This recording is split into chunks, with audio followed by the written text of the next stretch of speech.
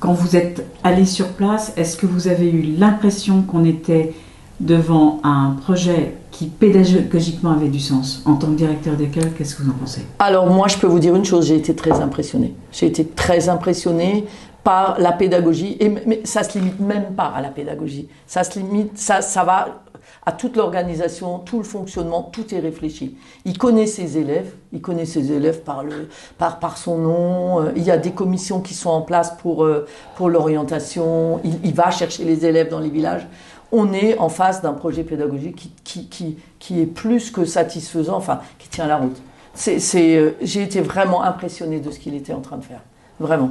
Alors là, oui, aucun doute. Ah oui, enfin, c'est la première chose que j'ai dit à mes collègues quand je suis revenue à l'hôtel. Je leur ai dit, mais j'ai vu une école, j'ai vu quelqu'un, mais ils ont monté un projet pédagogique, mais qui est...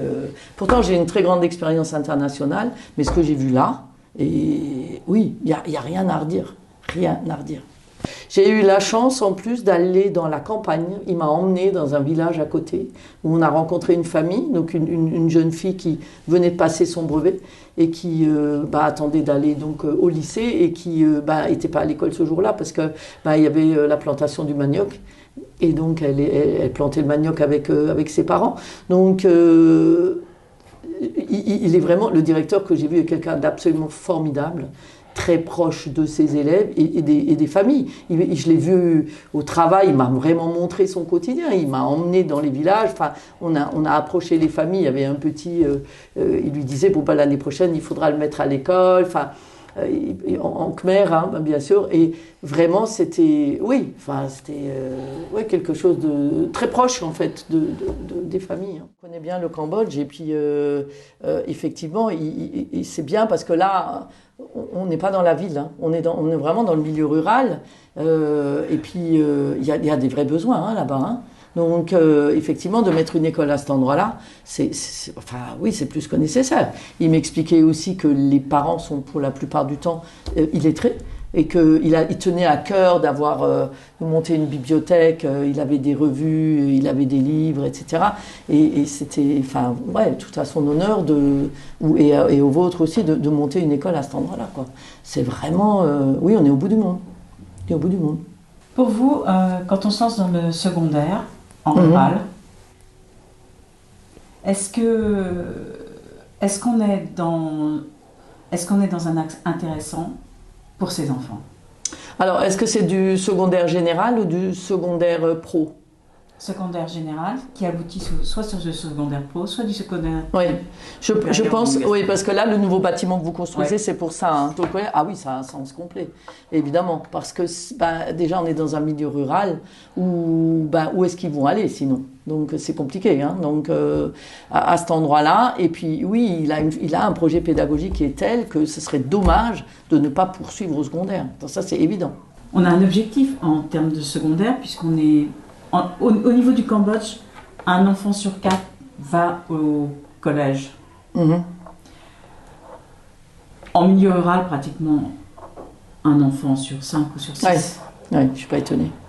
Si on construit ce secondaire, c'est qu'on a véritablement envie que progressivement, presque un enfant sur 2 en milieu rural puisse aller en secondaire, donc suivre des études, etc. Est-ce que vous pensez qu'on met au travers de ce bâtiment les moyens pour et cette école pédagogique les moyens pour réussir ça? Je pense que oui. Je pense que oui. Alors après, bien sûr, il y aura un gros travail à faire. Et puis là, je pense qu'il est suffisamment armé. Et vu ce que j'en ai vu, il sera tout à fait capable de le faire. Je pense qu'il faut surtout, avant tout, convaincre les familles de la nécessité des enfants à poursuivre leurs études. Parce que comme dans plusieurs pays asiatiques, et notamment des régions rurales très reculées comme celle-ci, les enfants restent à la maison puis aident au champ, aident la famille un petit peu aux tâches quotidiennes.